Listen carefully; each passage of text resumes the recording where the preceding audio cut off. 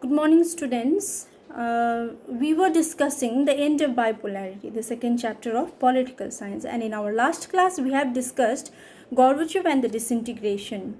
Gorbachev, he was the general secretary of the Communist Party, and he himself wanted to have reform in USSR. He wanted to change the administration over there, but his reform has not been supported by the common people. The common people themselves have started revolt. They wanted independence from the Soviet Russia. And many critics have said that Gorbachev's reform was very, very slow. That is the reason Gorbachev failed in his reform. Another point we have discussed was that Yeltsin, he was the next leader. A coup has been took place in Russia in 1991, and Boris Yeltsin became the national hero of that coup at that time. At that time, the three states, that is Russia, Ukraine, and Belarus, they declared themselves as independent or a republic, and they also declared that Soviet Union was disbanded. They did not want it to follow now Soviet Union. They are an independent country from that periods onward. So many countries who were part of Soviet Russia, they have started revolt, and they wanted independence, they wanted nationalism. This is the causes for the disintegration of the USSR. Now we will discuss why did the Soviet Union disintegrate. These two, Gorbachev's reform and Yeltsin, these two are the most important reason behind the disintegration of USSR. Now we will discuss other reasons also. There are many reasons like political, administration, economic. So we will discuss all of this. First was that the internal weakness of the Soviet political and economic institution, which failed to meet the aspiration of the people, were responsible for the collapse of the system. As we have already discussed that Soviet Russia was a socialist country, and everything has been controlled by the Soviet Union, by the state only. So the political and in the economic institution at that time, they were not fulfilling common people's aspirations. They failed to fulfill. That is the reason, one of the reason people revolted, because people wanted to fulfill their dreams, their hopes, so which the government was not able to fulfill. So economically they are weak. Economically and politically, Soviet Russia was weak in the eyes of their citizen of that particular country. The Soviet economy used much of its resources in maintaining a nuclear and military arsenal and the development of a satellite state in Eastern Europe. So, they are controlling the finance of the country. When they are controlling the finance of the country, they have spent a lot of money in military and arsenal instead of common people. They spent a huge amount of money in military, because in nuclear arms, in nuclear weapons, military arsenal, because we have already discussed that during that era there were only two superpower, USA and USSR, and only the two superpower has nuclear weapon.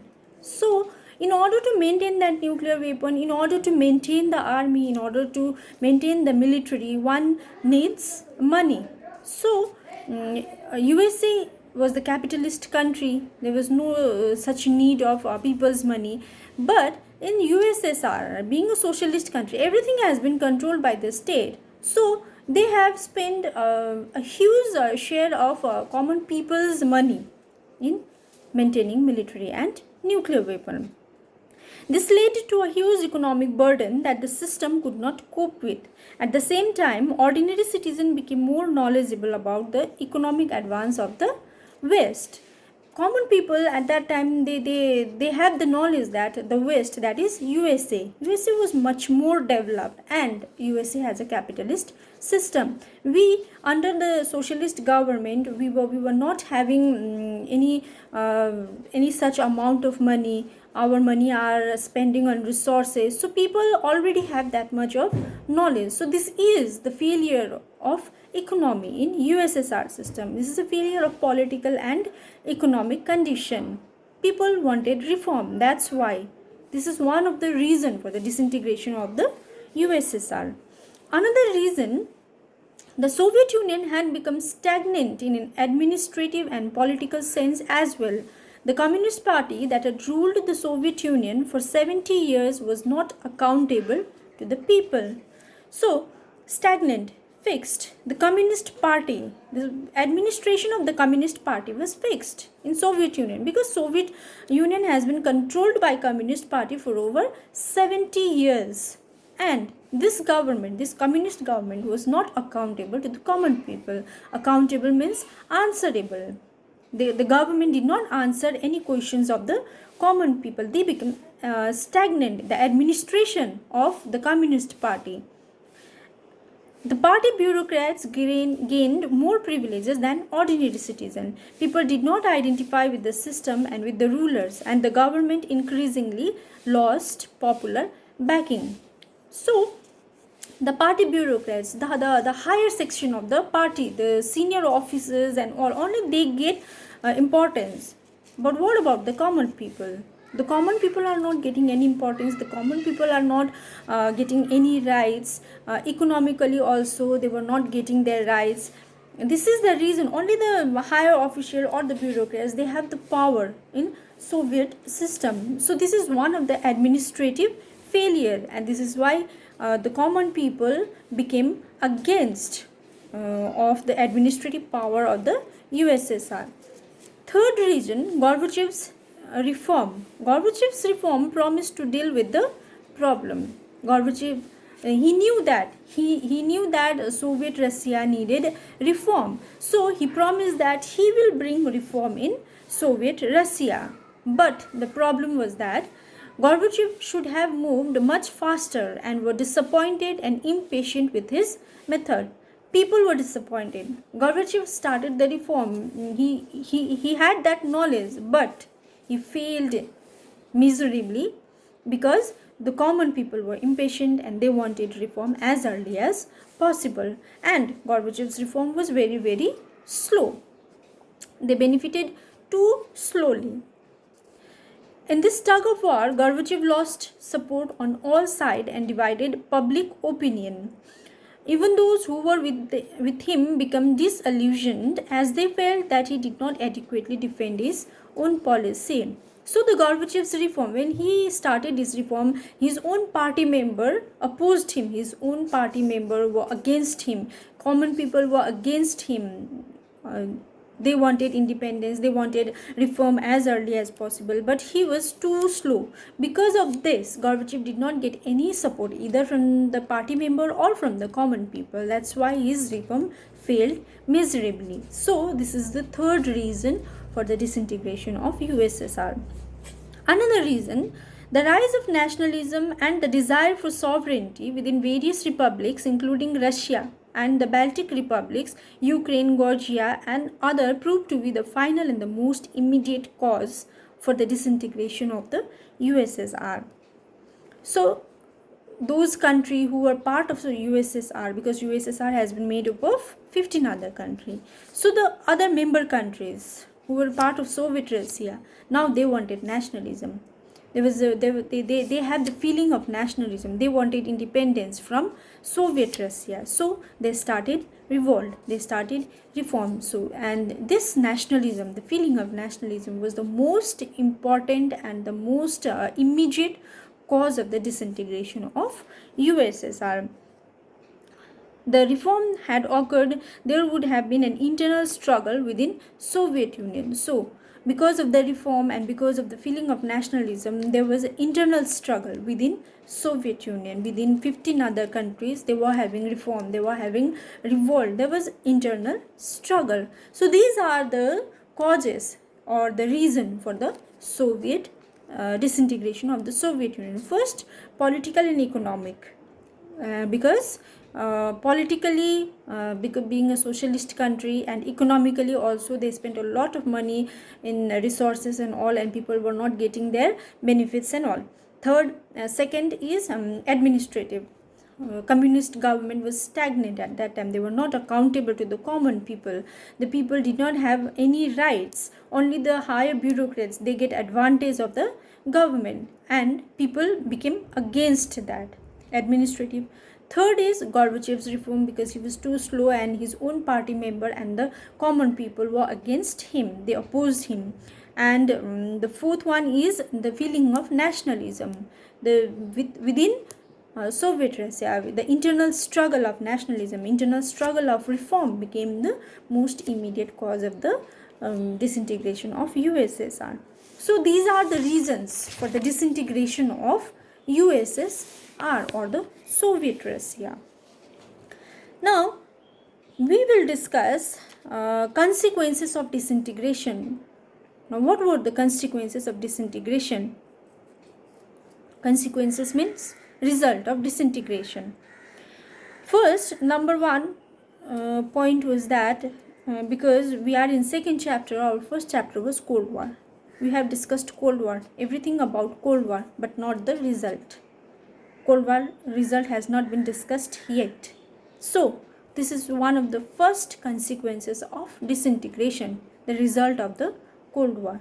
Cold War has been ended with the disintegration of USSR. Now there is only one superpower, no other power, because of disintegration of the USSR. Number one point. Second point is that there were a possibility of many other countries who became the superpower with the USA after the end of the Cold War, but there was no comparison with the USA. USA was far developed, far better than any other country. That is the reason there remained only one superpower, and that's how the world became a unipolar world, means only one superpower. First, disintegration of USSR became the result of Cold War. Cold War has been ended and USSR lost the Cold War. Second point was unipolar world. Only USA became the superpower of the whole world. Any other country did not match with USA. This is the reason now we have a unipolar world. That is one superpower, and the one superpower is USA. Third is that the end of the Soviet bloc meant the emergence of many new countries, because USSR was one country with 15 other countries. Now after the disintegration, there arose 15 other countries. Every country needed nationalism or independence. They get their independence from USSR. Now we have more number of countries because of the disintegration of USSR. Some of the countries who were part of USSR, they wanted to become part of North Atlantic Treaty Organization, NATO. Some became European states. So especially the Baltic and the Eastern European state wanted to join European Union and become part of the North Atlantic Treaty Organization.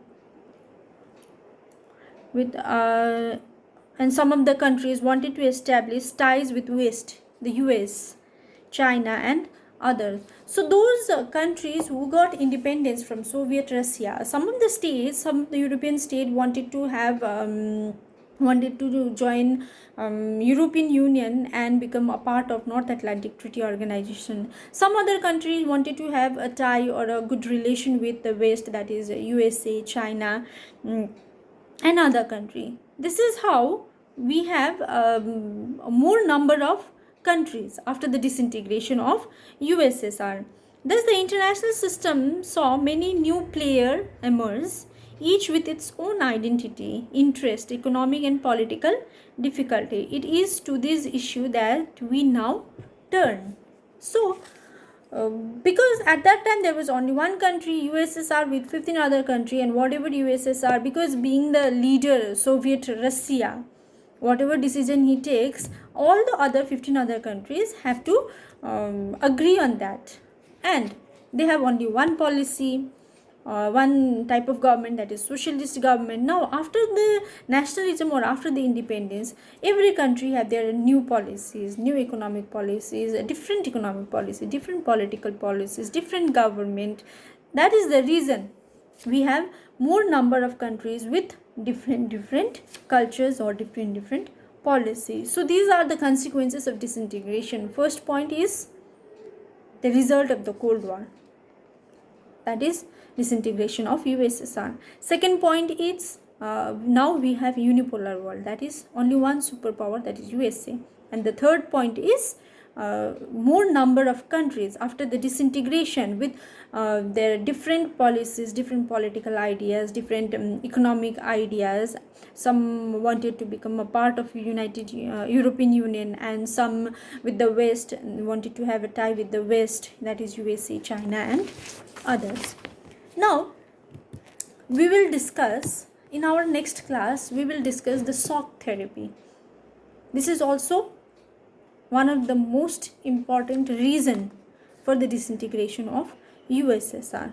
Now what is shock therapy and what were the consequences of shock therapy, we will discuss in our next class. Till then, take care, stay safe, and please do response, write your notes in your copies. I will check all the copies without fail. Please write down all the notes. Bye.